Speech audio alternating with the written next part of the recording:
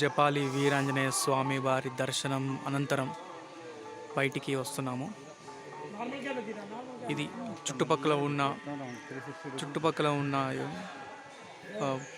ప్రదేశాన్ని నేను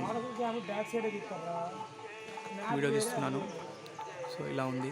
పాప వినాశనం నుంచి 3 కిలోమీటర్ దూరంలో ఉంటుంది. నడకదారి 1 కిలోమీటర్ నడకదారికి లోపలికి రావాలి మెట్ల ద్వారా. దట్టమైన పెద్ద పెద్ద చెట్లు ఉన్నాయి ఇక్కడ. మొత్తం ప్రతి చెట్టు మినిమం 100 సంవత్సరాలు ఉంటుంది. 100 సంవత్సరాలు మినిమం ఉంటుంది ప్రతి చెట్టు. సో అలాగే ఇప్పుడు మనం బయటికి వెళ్తున్నాం. టైప్లో వస్తుంది బుషెస్ థిక్ ఫారెస్ట్. ఇది చూడండి, చూసారా? ఈ దట్టమైన అడవుల్లో మధ్యలో ఈ యొక్క మందిరం వెలిసింది. శేషాచలం అడవుల్లో. ఇప్పుడు మనం బయటికి వెళ్దాము. బయటికి వెళ్ళే దారి ఎలా ఉందో చూద్దాం.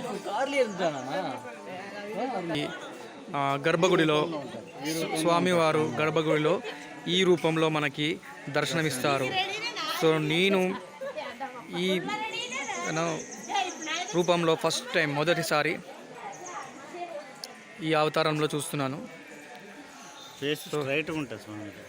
స్ట్రైట్గా ఉంది. సో ఇది నాకు తెలిసి కోనేరు అనుకుంటా. సో ఇప్పుడు మనం బయటికి వెళ్తున్నాము. సో ఇది మార్గం.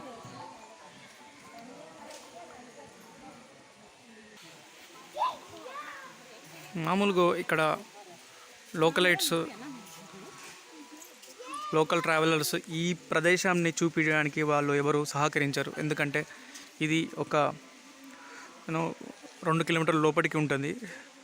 సో ఇక్కడే టైం అంతా వేస్ట్ అవుతుందని చెప్పేసి వాళ్ళు కొంచెం కమర్షియల్గా చూసి ఈ యొక్క ప్రదేశాన్ని అవాయిడ్ చేస్తారు. చూడండి, దట్టమైన అడవులు. చూసారా చిలుకలు, పక్షుల యొక్క సౌండ్స్ ఎలా చేస్తున్నాయో.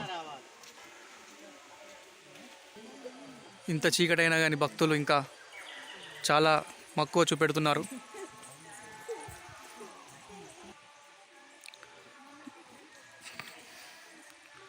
చాలా దట్టమైన అడవుల మధ్యలో ఈ యొక్క మందిరాన్ని నిర్మాణించారు.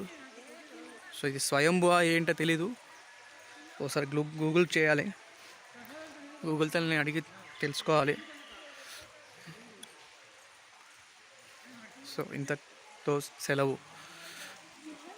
మేము మళ్ళీ తిరుమలకి తిరుగు ప్రయాణం చేస్తున్నాము. ఈ చెట్టు చూడండి ఎంత గంభీరంగా ఉందో. ఈ చెట్టు చూస్తే చూడండి. ప్రకృతి చెప్పాలంటే చాలా అందమైనది. మనం ఎల్లప్పుడూ ప్రకృతిని కాపాడుతూ ఉండాలి.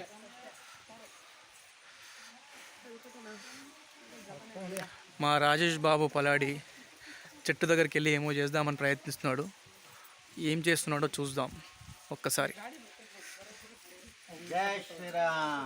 ఓ జై శ్రీరామ్ అంటున్నాడు. జై శ్రీరామ్, జై బజరంగబలి. ఈ చెట్టు భలే వింతగా ఉంది. చూడండి, వేర్లు చూసారా ఎంత బలంగా ఉన్నాయో. ఓకే, వీధి బల్బులు ఇప్పుడే ఆన్ చేశారు. ఇది ఏమంటారు అన్న? దీని ఏమంటారు? ఇది బేల్ బుస్సి మసాలా పూరి అతను ఇక్కడ అమ్ముకుంటున్నారు. హాయ్ చెప్పను. హాయ్ హాయ్, మళ్ళీ వస్తాం. జై శ్రీరామ్. చూసారా జలపాతం యొక్క ధ్వని మీకు వినిపిస్తుంది అనుకుంటా. నేను కాసేపు సైలెంట్గా ఉంటాను. కొండల గుట్టల మధ్యలో నుంచి వచ్చే వాటర్ యొక్క సౌండ్ మీకు వినిపిస్తున్నట్టుంది.